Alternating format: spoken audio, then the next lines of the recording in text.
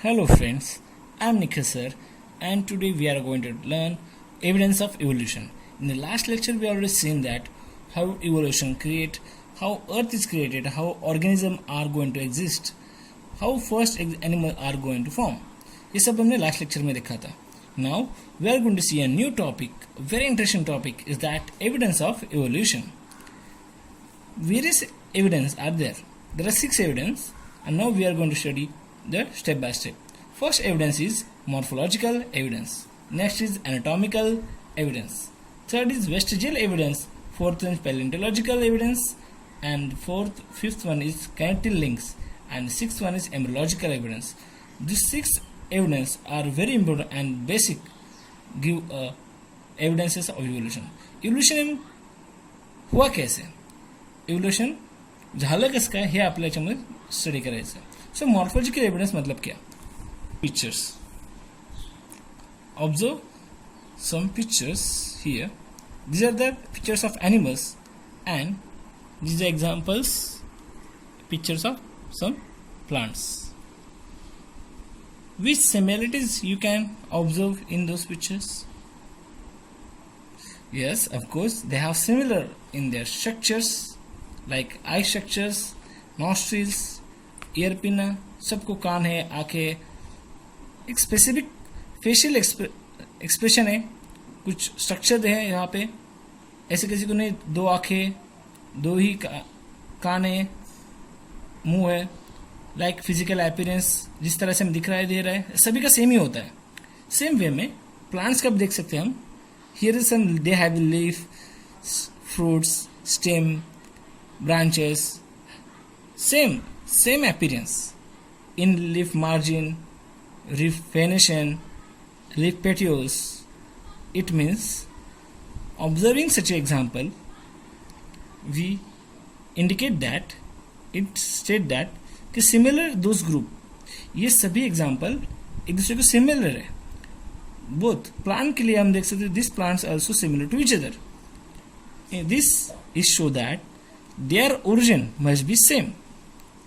There origin, इनका भी origin same हो सकता है. इसका मतलब यह है कि इन सब का एंसेस्टर एक ही है, इन सब का भी एंसेस्टर एक ही है. मतलब या सगळ्यांचे पूर्वज एकच आहे, इन सब का पूर्वज एक ही हो सकता है. That is the meaning of morphological evidence. मतलब स्ट्रक्चरली वो सेम दिखाई दे रहे हैं, स्ट्रक्चर सबके कैरेक्टर सेम है, इसलिए ऐसा लगता है कि उनका ओरिजिन एक ही रहेगा, किसी एक ही ऑर्गन से वो फॉर्म हुए हैं. ये भी एनिमल्स किसी एक एनिमल से बिलोंग करते हैं, उनसे ही फॉर्म हुए. आगे जाकर उनमें चेंजेस आए, अलग अलग माहौल की वजह से, अलग अलग हैबिटेट की वजह से वो चेंज हुए, उनमें अपीयरेंस आया, उनके स्ट्रक्चर बदलते गए, अलग अलग कैरेक्टर फॉर्म हुए बाद में. पर इसमें पता चला कि ये सभी के एंसेस्टर जो है पूर्वज एक ही ओरिजिन है, इनका ओरिजिन एक ही है. That is a morphological evidence. Just observe the images and what is the similar between them. Like previous image, they are not same, but let's see what is a similarity between them. It is anatomical evidence. First picture show the human hands. Second is a cat's foreleg. Third one is patagium of bats, जिसकी वजह से उड़ पाता है. This is a flippers of whale, मतलब whale का flipper जिसकी वजह से वो तैर सकता है पानी के अंदर. The huge flipper. What you observe in this picture, आप क्या ऑब्जर्व कर सकते हो इस पिक्चर में? क्या लगता है आपको?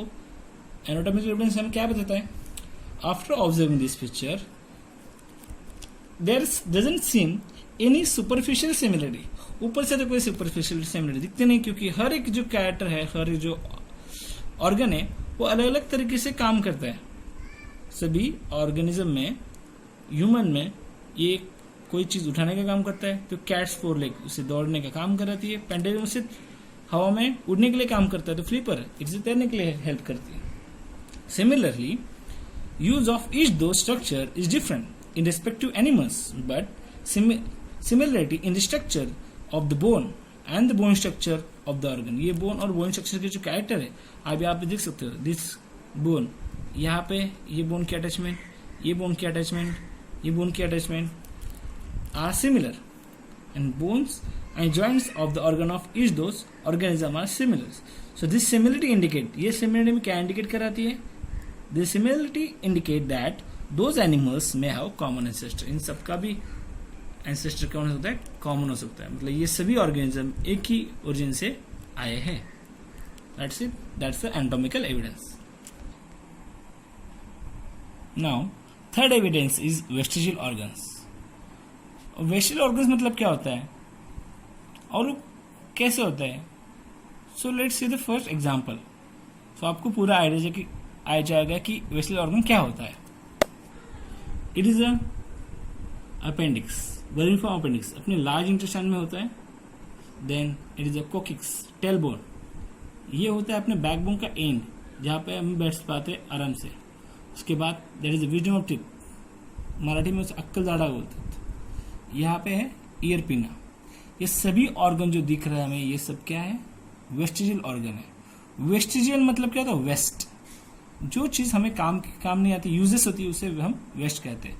अब ये ऑर्गन तो हम लगता है कि काम के है या नहीं। लेट्स सी क्या है, देखते हैं। First we look at the definition. Degenerated और underdeveloped useless organ of the organism are called as vestigial organ. Vestigial organ मतलब क्या होता है? डिजेनरेटेड, अंडरडेवलप मतलब कोई भी पार्ट डिजेनरेट होता है, मतलब कम होता जा रहा है धीरे धीरे, और अंडरडेवलप कोई डेवलप ही नहीं हुआ है, यूजलेस ऑर्गन रहेगा, उसे कहते हैं vestigial organ. Mostly specific structure of the body useful for under certain situation. कुछ कैरेक्टर क्या होते हैं?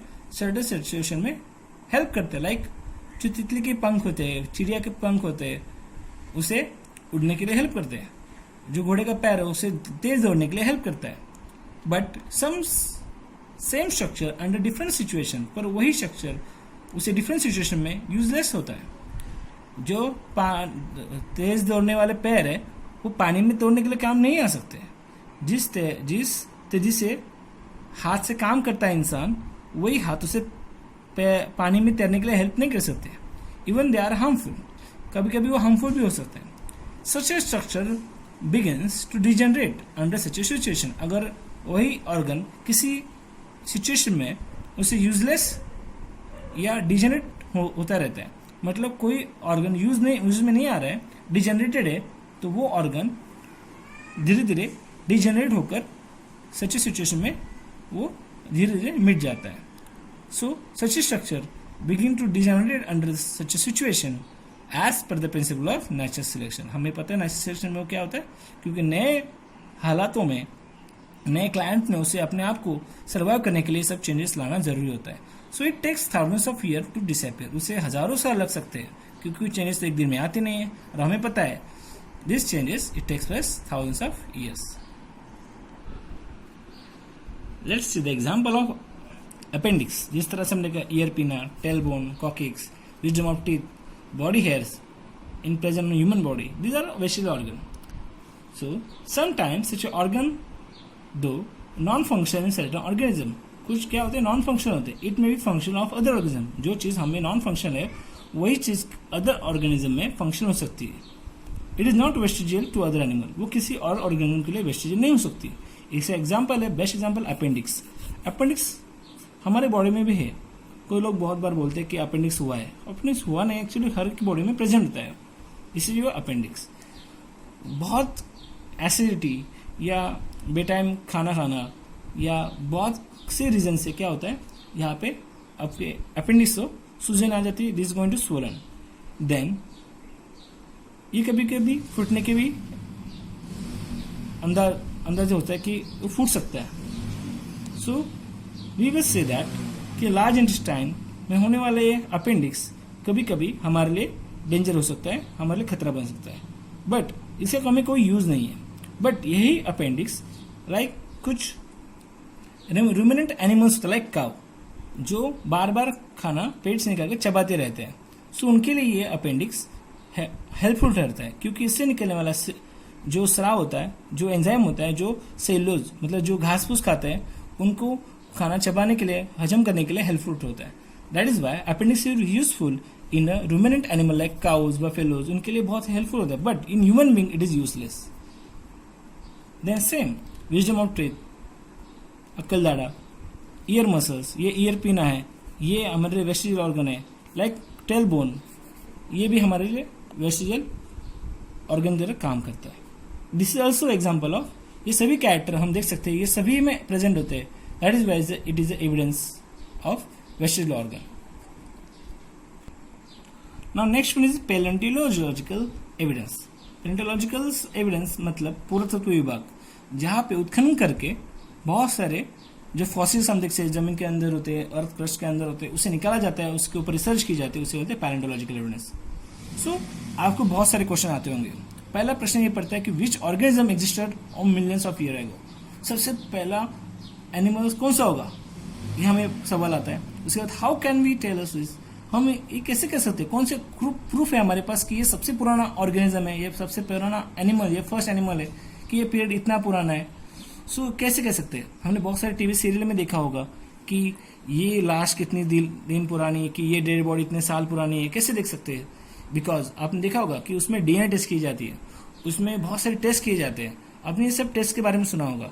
तो इस टेस्ट से मतलब उसके एक टेस्ट में होता है कार्बन डेटिंग टेस्ट, जिसमें नंबर ऑफ कार्बन डिग्रेड होने के बाद पता चलता है कि ये कितने साल पुराना है ऑर्गेनिज्म है. उसके अंदर के कार्बन के ऊपर डिपेंड होता है, क्योंकि ये सभी बॉडी कार्बन से बनी होती है, मतलब ऑर्गेनिक होती है.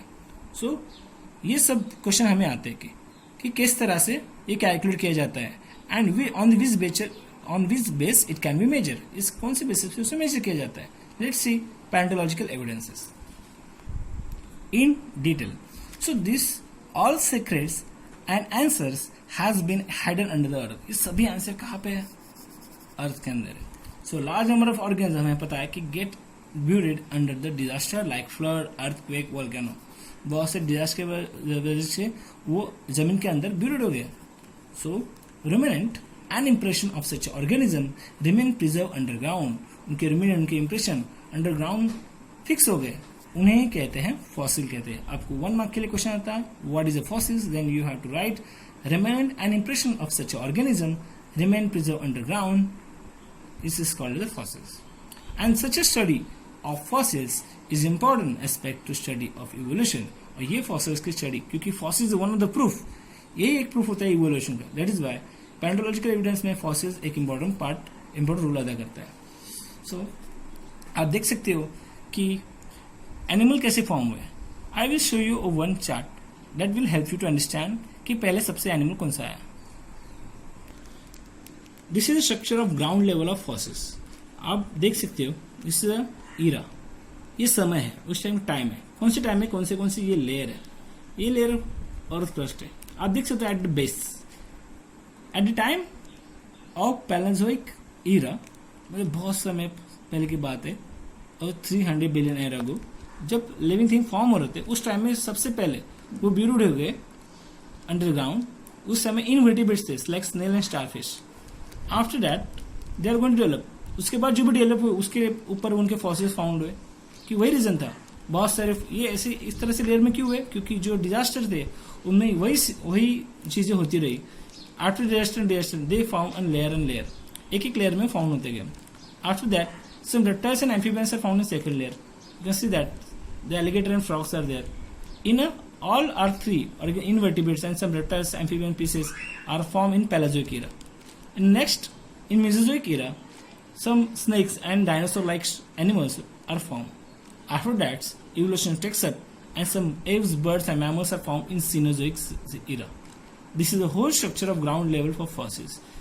जिस तरह से लेयर आपको दिख रहे हैं, उसी तरह से इवोल्यूशन होता गया है. धीरे धीरे यहाँ पे क्या होता है, नोटोकॉर्ड से डेवलप होने, नोटोकॉर्ड डेवलप होके यहाँ पे स्पाइनल कॉर्ड बढ़ती हुई दिखाई दे रही है आपको, और यहाँ पे वर्टिब्रल कॉलम फॉर्म होता है दिखाई दे रहा है. क्योंकि इन सब में इनवर्टिब्रेट्स में नहीं होता है, वर्टिब्रल कॉलम यहाँ से डेवलप होता यहाँ पे दिखाई दे रहा है कि यहाँ पे डेवलपमेंट हुए, यहाँ पे इवोल्यूशन हुआ है.